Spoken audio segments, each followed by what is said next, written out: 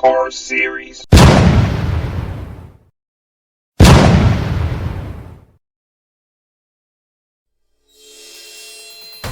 Diecast.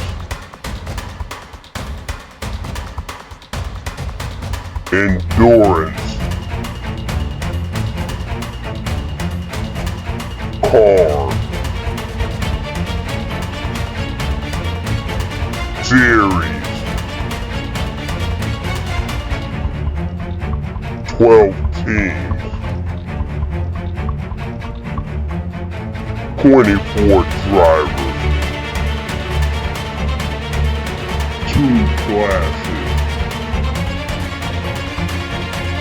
1 champion. It's showtime. Welcome to War Night 4 Diecast Racing. I'm your host, Cletus Papadopoulos, and today we have the Diecast Endurance Car Series GT class. It's a pleasure to be back, and yes, there will be some key changes that will affect how the races will be run, and we're going to go over them. This series will run similar to supercars. The 2 divisions will run separately in a 6-lap heat race. The top 6 finishers will move on to the 12-lap main event. Over to you, Chuck. Well, here we are for race number 2, the 12 Hours of Sebring, and there's a shakeup in the paddock. First of all, the Monsters are out, and the drivers will be driving Porsches. Secondly, the Cadillacs is out, and Team Mocon Competition will be driving 2 beautiful Panazzas. Thank you both for your insight. Let's not delay the action and head on over to the track. On the front row, Joe Rudy's going to be on the pole, followed by Ty Frozo and then the Mad One. Filling out that front row is Tux McBee. For some of the teams, it's been a while since they participated here at War Night 4. I can only imagine what's going through their mind. We'll soon find out because lap number 1 is set to start.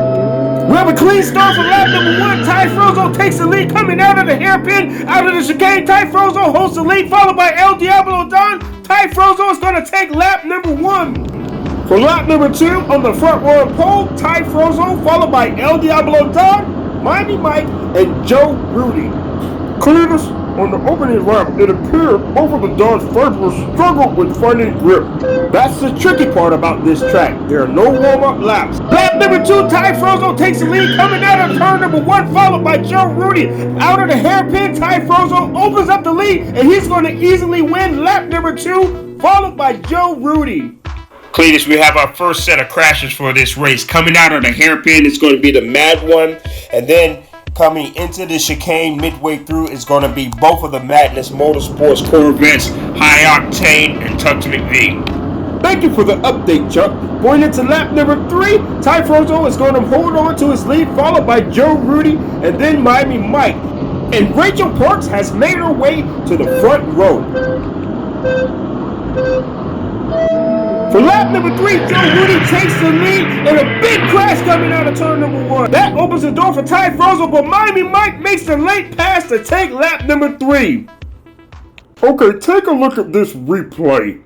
Joe Rudy takes the lead as they go into the squeeze, but as they go into the hairpin, he loses control, and we know that's a big mistake, and we've all seen what happens.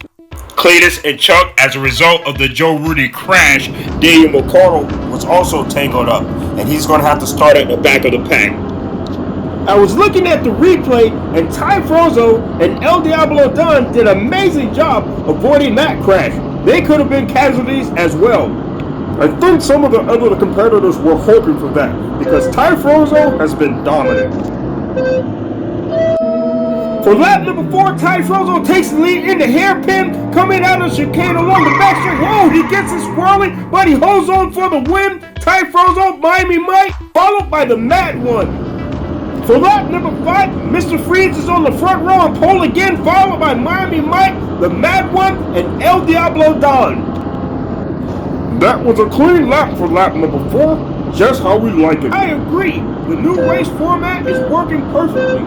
12 cars is definitely the sweet spot for this track.